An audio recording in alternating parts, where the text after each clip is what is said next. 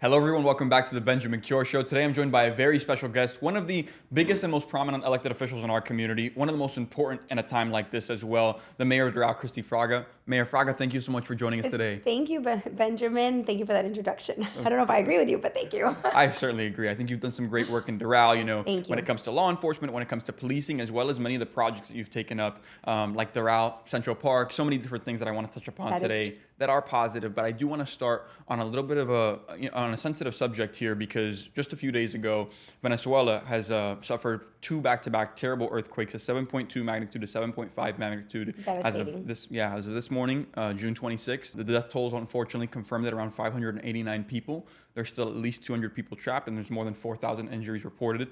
Well over 40% of Doral's population is of Venezuelan descent. Can you tell me, how does this impact your community? And I know there's several initiatives being done to help and support the people of Venezuela in the midst of this. Yeah, this is hit close to home, obviously, because we are such a predominantly Venezuelan community. The largest, actually, diaspora of Venezuelan community is in Doral in the United States. So it has been impactful, but they've turned that heartache and that despair into action. And it is admirable to watch how quickly people jumped into action to wanting to help. As a matter of fact, I was in GEM this morning, and they were saying that in all the efforts they've ever had, they've never seen this response. We had 300 people in line to come in and volunteer this morning at 8 o'clock in the morning. Yesterday, so in the moment I got the news it happened, I called Michael Capone from GEM, which we're so lucky to have in our city. I have a great relationship with them. And so I reached out and I said, we need to do something. And he goes, absolutely, we're already mobilizing. So he said, can we announce something together? We put together a press conference, put together a flyer with what we needed, and immediately started to ask for the supplies that are necessary and of priority right now.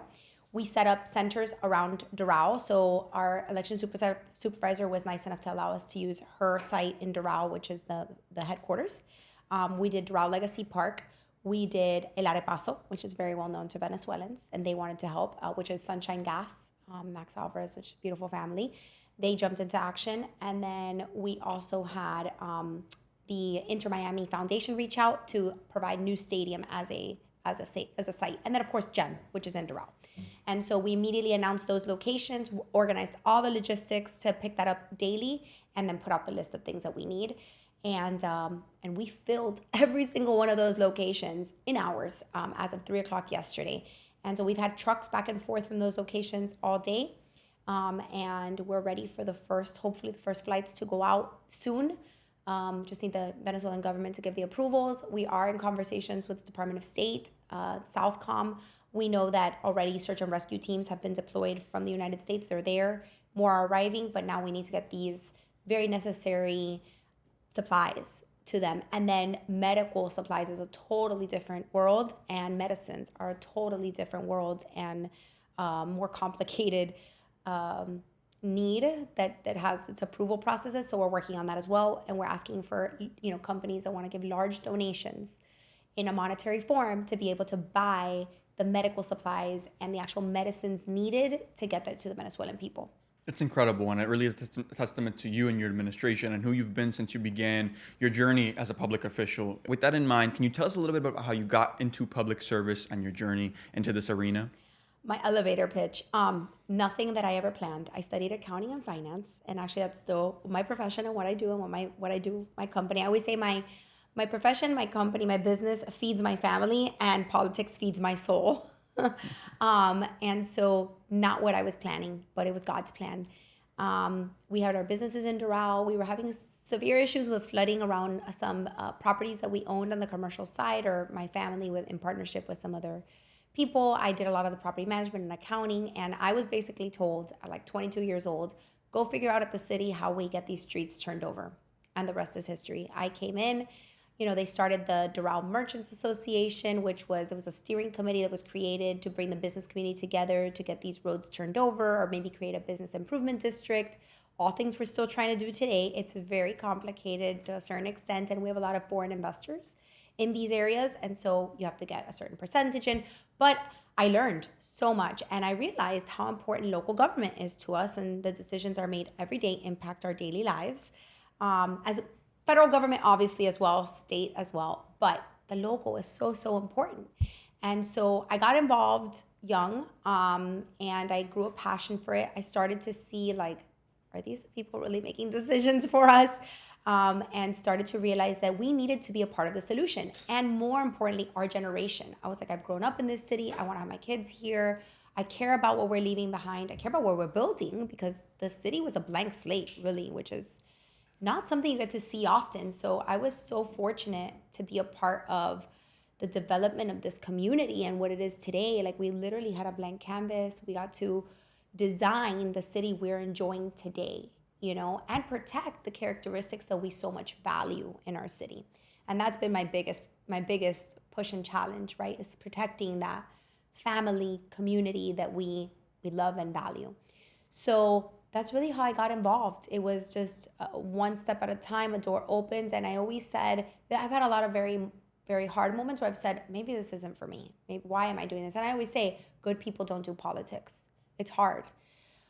And I'm not complaining about it. I do it with a lot of love and passion, and I care. But it takes a toll on your family, it takes a toll on your business, it takes a toll on a lot of things. And I think people don't necessarily see that as much. And if we talk about it too much, then it's looked as like we're complaining. And that's not what I'm doing at all. But I always say God has a purpose for me. And every time I sat back and said, maybe this isn't for me, I think I'm done. I don't want to do this any longer. Another door opens, and God kind of sends a message of like, nope, you're meant to be here, or, this is where you need to be right now because you're serving a purpose. And so I think I've been faithful in that, and I've kind of let that guide me. And also not just letting it drop on my lap. I think I work very hard in the community, and my priorities, I believe, are in the right place. I follow my heart. I'm not afraid to speak up. Maybe some people like it, some people don't. But I think that I've never veered from my principles and my values. And I think that's why I've built such a strong relationship with the community. And I think it's also why I've been successful in being able to represent the city. And we've had such great results. You've represented the city on many large scales, even beyond the community of Doral, or even beyond the county itself. You have found yourself in the White House before. What was that experience like? And I know the G20 is around the corner. How is Doral preparing for that? And this is another example of like not planned. It's kind of just doors that have opened and being at the right place at the right time, right? And so I've taken those opportunities and said, how do we create a tangible long-term benefit for our city, for our residents, for our business owners? I've had a relationship with the president before he was president, since he bought the resort, and actually we did not have a great start. I mean, I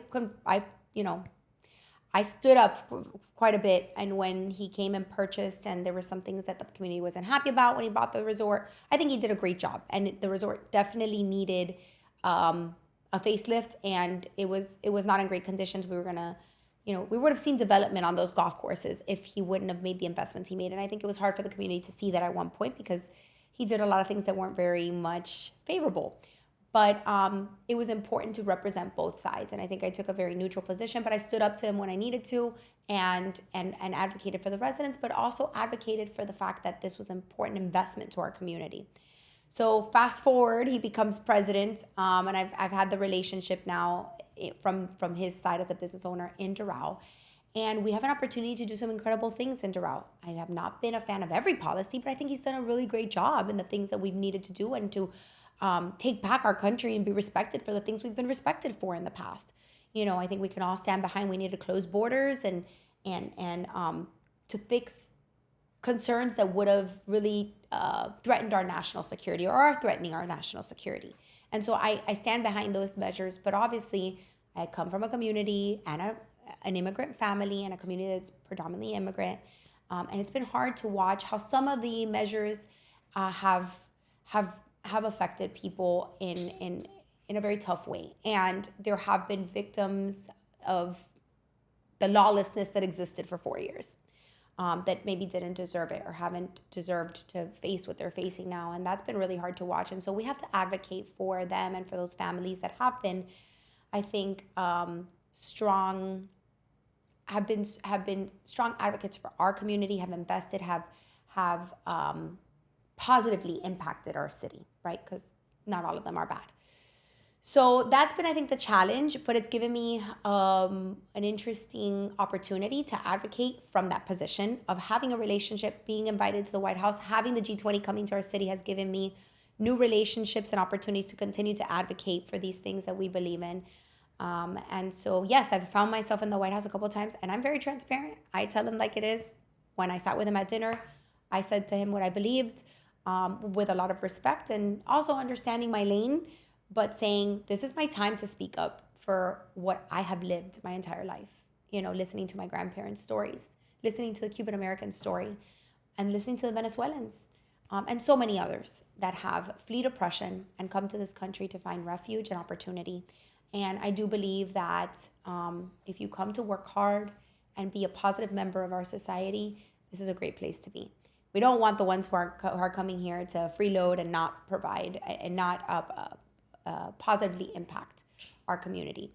But it's been a tough time the last year for a lot of people who find a lot of uncertainty in certain policies, we have to play that balance and find what's the right balance for all of us who come from immigrant families, and how do we advocate, understanding also the policies that are coming out of this administration. I completely understand that position, and you have been vocal in the past about the current situation with the current administration, and there's a lot of conversations in different municipalities right now, including the city of Miami, regarding 287G, Yep. and obviously people's responses to that. We passed it too. How is the city managing that public perception? It's hard. We have to follow the law. We're not above the law. If we expect others to follow the law, we have to follow the law. We didn't set the law. We have to follow it. That's what I've said. However, I think that we can lead with compassion. You can do both. They're not mutually exclusive. So I think we have led with compassion, understanding our community. We've lived it since we were born. At least I have. I mean, I heard the stories my whole life. And my son, as generations go on, you feel like it's more distant. My son also, because his father was born in Cuba, and story is very different than mine. My husband's story is very different than mine. And it's a true immigrant story. I mean, some of the ones that we hear that are hard to hear, and he is the true example of the American dream. And so, again, I think compassion is extremely important, and I think our police have led with compassion because most of them are also Hispanic and come from immigrant families. But we have to follow the law. Look, I got pushed back recently. As you know, our former chief was poached by Miami and taken to Miami, which I'm so proud of him, and he's doing great things. And we brought over the chief from Miami Springs, who's also, I think, a great leader and has shown so much potential. And he had gotten some heat for the enforcement in Miami Springs. However, the enforcement in Miami Springs of the 287G was not because those cases were immigration cases. It was not immigration enforcement. Those became an immigration case because the initial case was a criminal one, meaning they got called because of drugs, human trafficking, prostitution. They have a lot of homelessness issues. So their crime is different than Doral, but they had a problem that their leadership was tasked the police to solve. So he had cases, more violent cases than when you would see in Doral, where the initial call was a criminal one, and then when they checked the status of that person, it led to an immigration issue. So, but the primary reason for the call was a criminal one. But we got heat. Oh, you're gonna bring someone who has the highest cases of immigration enforcement to Doral, a community that's very immigrant. Well, you have a very Hispanic community in Miami Springs too. He's Hispanic. His wife was born in Cuba. I mean, there was no not leading with compassion and understanding of our community, but he had a task, which was to keep the community safe. He had to enforce the law. None of us want criminals in our communities. I mean, we pride ourselves on having safe communities. That's one of the things we tout most is we have a safe community. We're the safest in Florida. I mean, we all want to be able to say that our crime has dropped 30%. How do you think that happens? Enforcing the laws. We all want law and order. I think we've all always wanted that.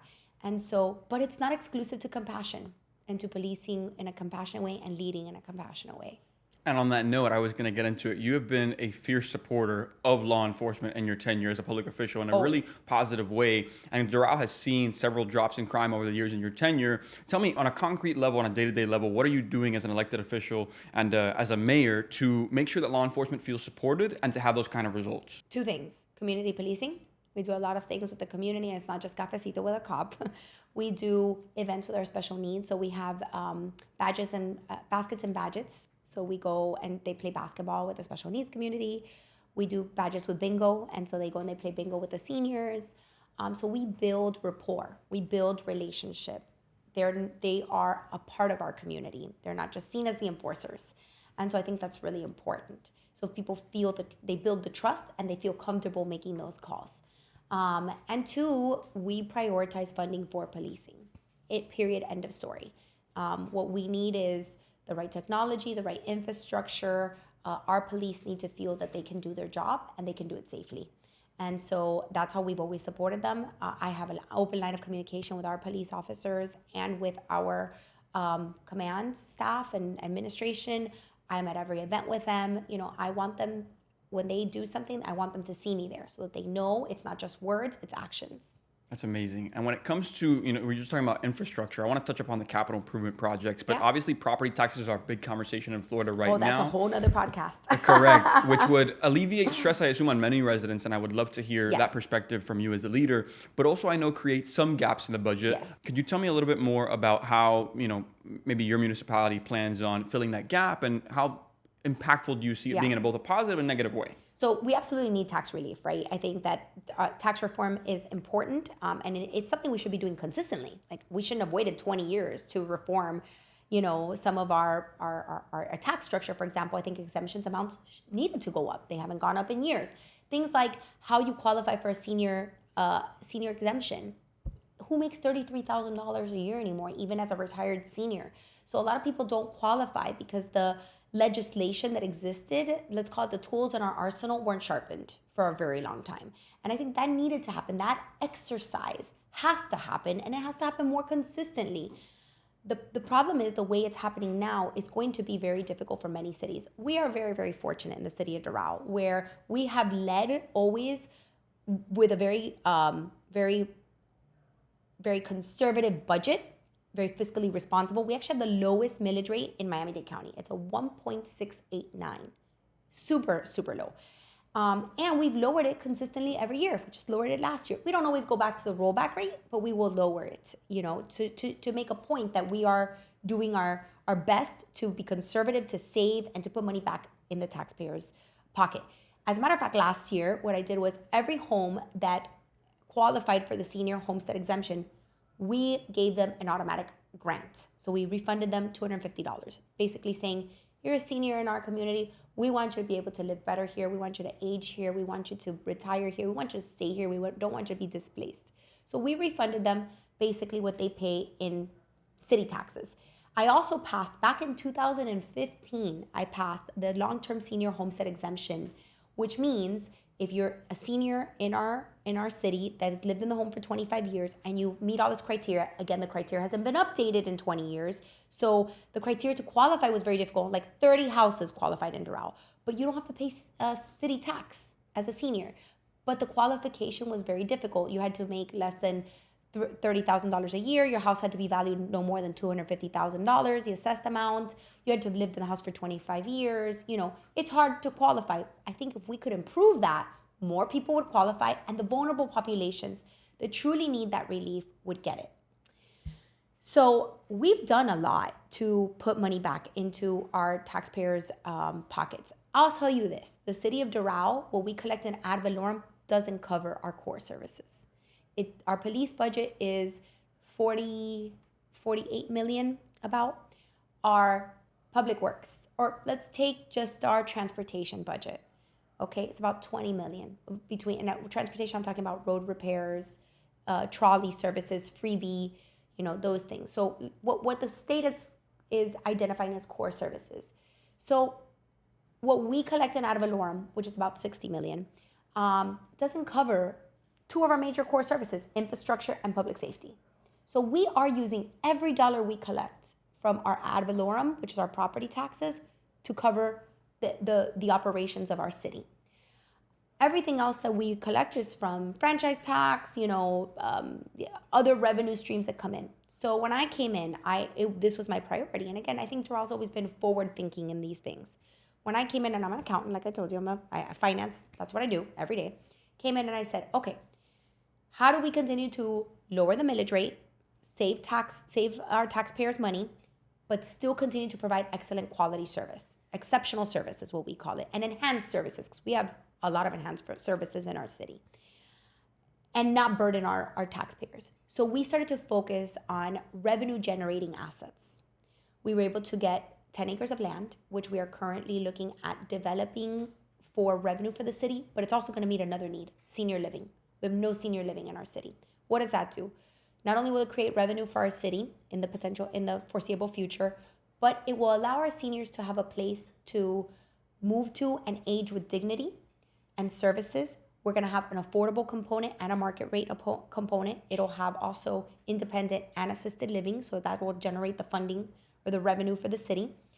And it's meeting a need that we didn't have in the city. We had no senior living. That'll also, hopefully, ideally, open up inventory in our community for new families. Because a lot of these seniors are staying in their homes. Why? Because the house is paid off. They only pay the taxes. They have to pay HOA. They can't go anywhere else because they're saying, well, if I move, where am I going to move paying what I'm paying? So the idea is to give them an option of moving somewhere where they can age in place with the services they need, with an affordable, price structure or living, and open up this inventory for new families. So that's one thing. We're also looking at assets like building parking garages with retail, which we're doing right now. We took a little piece of Doral Central Park that we had left. We desperately need parking with the amphitheater, and we're getting a lot of usage of our swimming pool.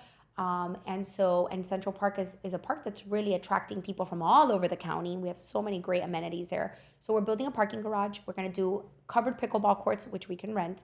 We're doing a civic center, which will be about 22,000 square feet. We've noticed that there's a lot of need for space, so we can rent that. And then there will be retail space for rent. So we're creating revenue for our city. And we're using money that we have in our reserves to be able to build it, so we won't have to bond, fully. We'll have to bond a little bit, but the revenue will cover the bond and give us still profits to be able to use to offset some of that loss that we'll have, because our city will take a hit. We're looking at the first year of about $2 million, and then it'll increase every year as the assessed amounts go up. And right now, we don't know until it passes what the legislative body will do, because the bill does tell the legislative body to adopt something that will eventually completely do away with homesteaded property tax. So it's a very large discussion to have. I was just meeting with my public works team as we're preparing for this budget cycle, and we're talking about our trolleys. So public transportation is always a conversation we have. We know it's a need. We have and the people that use it need the transportation. It's a service. Like it's not you and I using it. It's a lot of the house workers and the trade workers and people in our community that depend on those people to get to their houses, that use the transportation. And it's not happening as efficiently as we would want. Our headways are about 40 minutes to 45 minutes, 60 minutes when traffic is bad. That's not what we want. We want 20 to 30 minute headways, which means I have to build up the infrastructure and need more trolleys. So we were running the models, and it's extremely expensive. So I said, okay, let's look at the CITT funds. For those who don't know what CITT funds, that is a half-penny tax that we get from sales tax, which is the only money we get from sales tax, which I think people need to understand. The only funding cities get is property taxes, and then any other fees that your city may have, like surtaxes on franchise, like Comcast, FPL, those things, or if your city has any revenue generating assets, impact fees, business tax fees, building fees. That's it. That's how we get no funding from the government, from the federal government, or from the state, unless it's in the form of grants and things like that, which are not reoccurring, which means you cannot offset operating costs with with that type of funding. So sales tax, we only get the half penny, which was set up for transportation, which means you have to use 40% of it for transportation. My city has been getting on average between 5 million to 5.1 million over the last couple of years. Well, I sat with our staff this year saying, okay, well, what can we anticipate as we are growing in population? What can we anticipate to get? I said, this year we don't anticipate to even get to 5 million. We are seeing a huge drop in sales tax, which means our economy is taking a little bit of a hit. So if the economy takes a hit, we don't get that half penny tax, which means now I have to subsidize our transportation fund with general fund money because my CITT fund is not covering our transportation fund. So that's also money that's being pulled from general fund. So it's very complicated. And it takes someone who really has an understanding of the finances to be able to balance this and find the best ways to utilize those taxes for core services and services that service the public. So we're being very creative. We're finding ways to do it. Now we have had to revisit a lot of our fee structures, and they will have to go up a little bit. So some of our programming that has been historically free or very cost effective, or I shouldn't say cost effective, it should be fee or has been fee friendly, been lower fee, we may have to increase that a bit to make up for some of that, because otherwise we don't want our parks and the investments we've made to suffer in maintenance. And then 10 years from now, you're having to close parks or challenges that other elected officials are saying, what did the people before me do in preparation for this? Which also leads me to something I did in 2016, was I set up a repairs and replacement fund.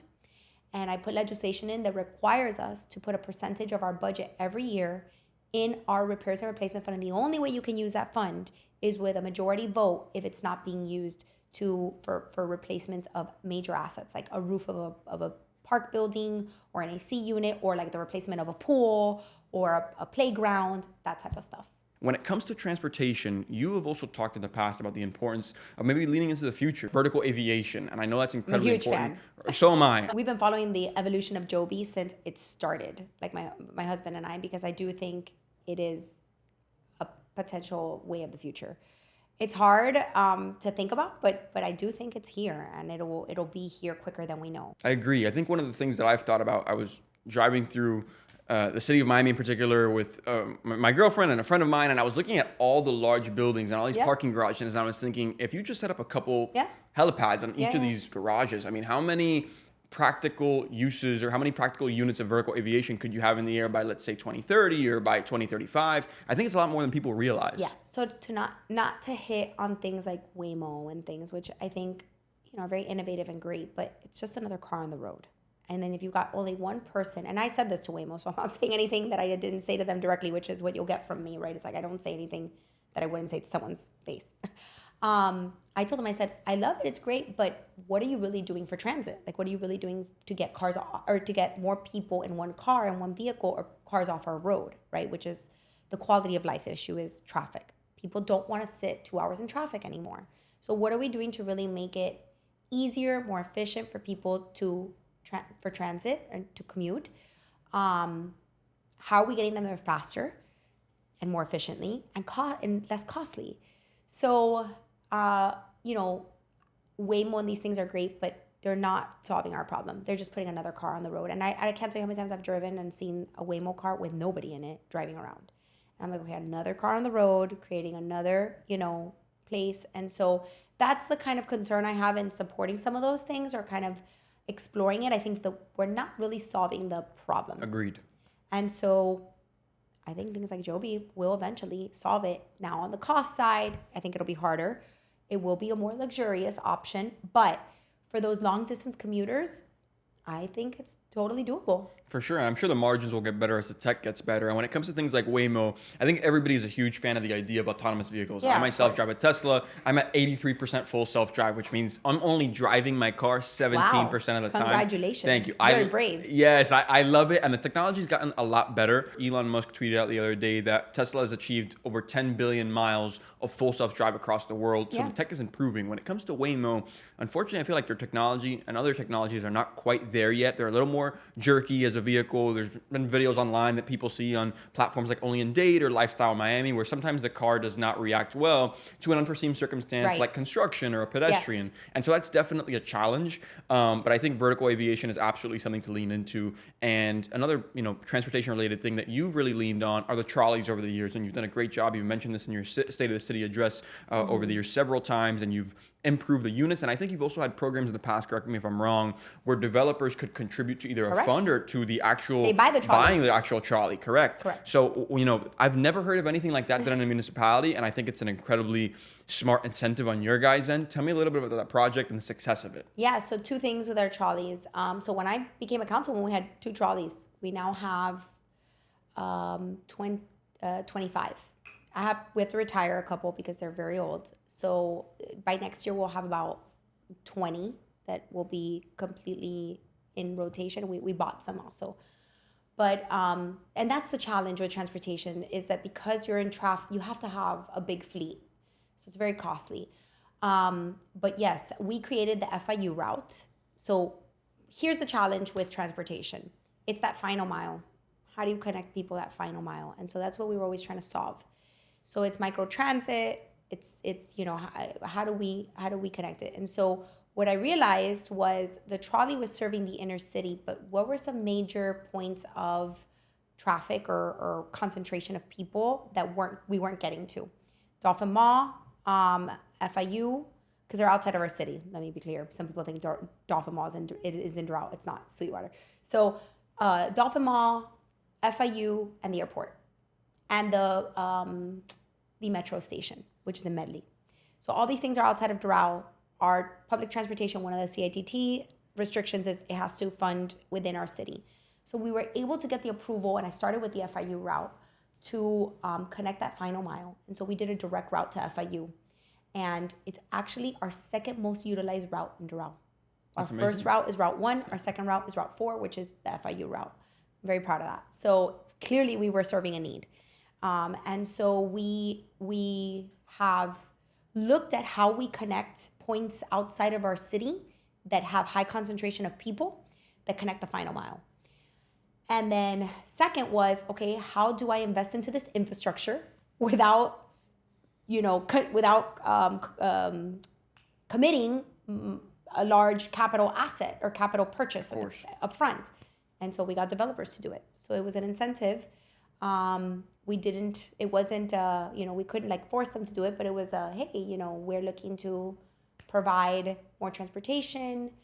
It's an incentive for your development to have a trolley stop right in front. And so we would incentivize them to buy into our infrastructure through transportation. And so they would purchase a trolley. So we had a couple developers that through their projects, they installed the bus shelter, which they needed to do, and then they would purchase a trolley. Are there any projects or initiatives that you're championing going into this next fiscal year that you think are really important for the community that you want to highlight today? AI. So, with the cuts coming from Tallahassee, I sat our team down of directors with the manager, and we said, we're not adding bodies this year. Government's always kind of fixed problems by adding more people, and it doesn't seem to be the solution. It just seems like more people doing less things. So I said, we're not adding one position this year. I don't want to see one position being requested, for the exception of police, because our population has grown and we want to keep up with that coverage and police presence. So we are adding a couple of, and actually we're not even adding positions, we're converting positions, so it's not increasing our budget, but we're converting our certain positions to be police officers. But I said, I don't want to see new positions. I want to see technology provide more efficiency to free up employees' times to do new things. So current positions have to take on new roles, but they have to be freed up through AI. So we are investing heavily on creating a platform that will service our employees to be more efficient and to provide better results for what they're doing for the public. And that's what we're really focusing on this year. That's amazing. I feel like everybody is trying to agentify many of their practices to try and, be as efficient as possible. It's something that I just got into FIU law, and I had a great meeting with the interim dean there, Dean Mason. Congratulations, She's by the amazing. way. Thank you. And she's amazing. And a conversation that I had with her immediately is we were talking about the future of the legal profession and how much it'll change because of AI. And we are actually working on a project together along with a committee that she's put together, and it'll be a pet project of mine. How are we going to build the next iteration of AI for the legal field? Because there's great ones out there, and there's some that are not quite there yet, that'll hallucinate cases and things that are obviously very important in the day-to-day practice of law. But I'd love to hear that local government could get even more efficient, and it sounds like you're at the cutting edge of that. Yeah, so we're testing out even like a phone system that when you call, it's actually a virtual mayor. That's amazing. But when you call, it's responding to you like real time, real information, and it'll get you to someone if you want to talk to them. But it can answer a lot of questions. And so we have 3 receptionists right now, 1 on each floor. Not saying we're going to get rid of that person because then media's like, oh, you cut positions, and that's jobs which are important for our economy and things. But we can't keep adding people. It's just not sustainable with what we're seeing. So we have to, everybody, and God bless our directors. I love them and our public service professionals, but they always would come with like, I need another position because I'm overworked or like someone's overworked and we need another position to do this or XYZ. And so this year we said, no new positions. You have to figure out how to do it with the resources you currently have. And what we're going to give you is the tools to free up time for your employees. Or for your team. So that's what we're working on. You are a fellow Cuban American. You are the daughter of Cuban exiles. The current administration, whether it be through President Trump or through the leadership of Secretary of State Marco Rubio, has painted a picture that Cuban Americans are very hopeful for across the world, including myself. How hopeful are you for the sake of Cuban Americans? And how close do you think we are to seeing a free Cuba? I don't think we've ever lost hope. We can't. If we lose hope, then we will never regain a free Cuba. We'll never be able to see a free Cuba. So I'm very hopeful. And I think the most hopeful is to see Marco in the position that he's in and having grown up as we have grown up, right? And so who else? Who better else to carry our message? So, I'm really hoping my son will get to see it. I'm hoping obviously I'll get to see it, but like it's for it to happen in his lifetime and be able to go back and see where his father was born. And my husband still has a lot of family there. It's devastating what's happening in Cuba, honestly, and to watch those people suffer. You think about what's happening in Venezuela, and that was a natural disaster that is horrific, the way people are suffering and how they've died, right? Like with buildings collapsing and stuff. But Cuba's not far behind something like that happening every day. The infrastructure is deplorable, and it is all, it's all because of the lack of the government. It's the fractured government that's existed for 70 years. Yeah. So it's really sad, and but of course we remain hopeful and in hopes that we are going to see a free Cuba and that we'll all be able to take our children and enjoy the beauty of the country that we've heard so much about our whole lives. I've never been, but I've only heard about how beautiful its landscape and sus paisajes are, right? So, Cuba, qué lindos son tus paisajes, Cuba, qué lindos son. So, we've heard this our whole lives. So, how beautiful to be able to go and enjoy it. And it could be such a great country and economy, right? Marco, I think, was the one that said it best. Cubans are successful everywhere in the world except Cuba. What does that tell you? Thank you so much for your time. I greatly appreciate it. Any final message? This is a podcast that is typically watched by younger viewers and people who are not as engaged in local politics or local government. What would you say to them about the importance of getting involved in their local municipalities and leading with service? It's so important. I don't think that, I think today I'm very hopeful of our youth. I see them so much more engaged than my generation was. And so that gives me a lot of hope that, we're regaining our strength and our voice. But it's extremely important. And I know sometimes it's kind of like a second thought because we're so busy in our daily lives and just grinding. But get involved. Your vote is your voice. That's step one.